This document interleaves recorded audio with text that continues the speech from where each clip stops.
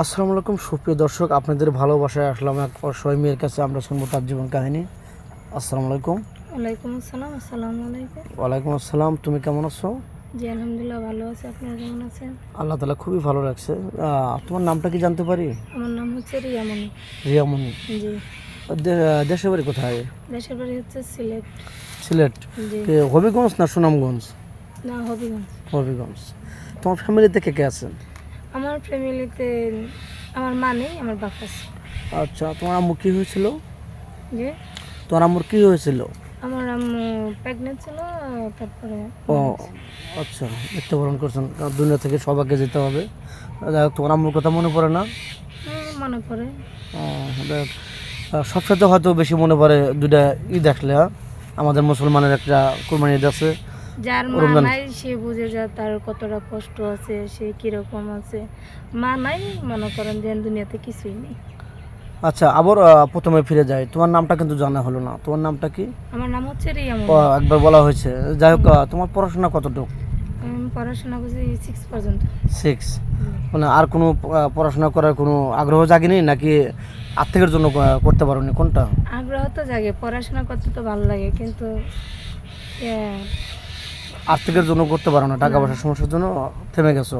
জি। যাই হোক, তোমার বয়সটা কতটুকু? আমার বয়স 18। বয়স 18 বছর। জি। যাক, তোমার বয়স যেমন 18, আমাদের ক্যামেরার সামনে কি জন্য আসছো? আসছো আর্থিক কিছু সহযোগিতার জন্য, নাকি বিয়ে শাদীর জন্য, কোনটা? না, আসছি বিয়ে শাদীর জন্য। আচ্ছা, যেমন বিয়ে শাদীর জন্য আসছো, তোমার বয়স 18। হুম। তুমি কত বছর ছেলে হলে তোমার মেচুর হবে এরকম মনে করো? যেরকমই হোক, বা 30 বছর 35 বছর, যেরকমই হোক, মনে করেন যে সে যাতে আমার নিয়ে থাকতে পারে, খাইতে পারে, মানে আমি সারা জীবনের জন্য একটা ছায়া নিচে থাকতে চাই। বয়স্ক হলেও চলবো, সে শুধু মানে আমার খেয়াল রাখবো, আমার ফ্যামিলির একটু দেখবো।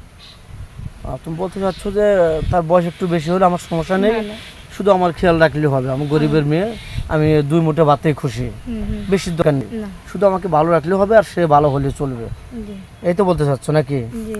তো যাই হোক, তোমার প্রবাস থেকে কোনো ভাই তোমাকে বিয়ে করতে চায়, যেহেতু ভিডিও পাবলিক হচ্ছে, সব জায়গা থেকে দেখছে, দেশ প্রবাস থেকে দেখছে, কোনো প্রবাসী ভাই তোমাকে বিয়ে করে ওই যে প্রবাসী নিয়ে যেতে চায়, তোমার কোনো আপত্তি বা এরকম বাধাবিঘ্ন আছে? না না, আমার কোনো আপত্তি নেই। তোমার ফ্যামিলি থেকে আবার না করবেন না তো, যে না বাইরে না, যেতে দেবো না? না না, কেউ না করবে না। আচ্ছা, যাই হোক, তুমি তো মুসলমান, তুমি জি। নামাজ কালাম কি পড়ো? হ্যাঁ, নামাজ পড়ি।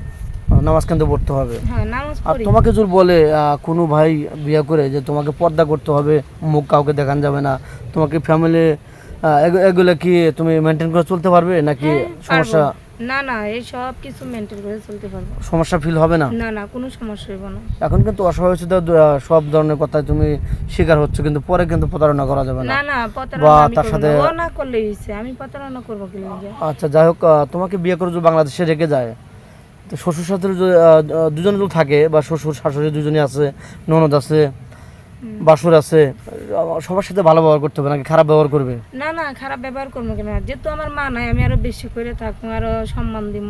কারণ আমার মা নাই, আমি একটা মা পাইলে যে আমার কতটা শান্তি, এটা আমি বুঝতেছি।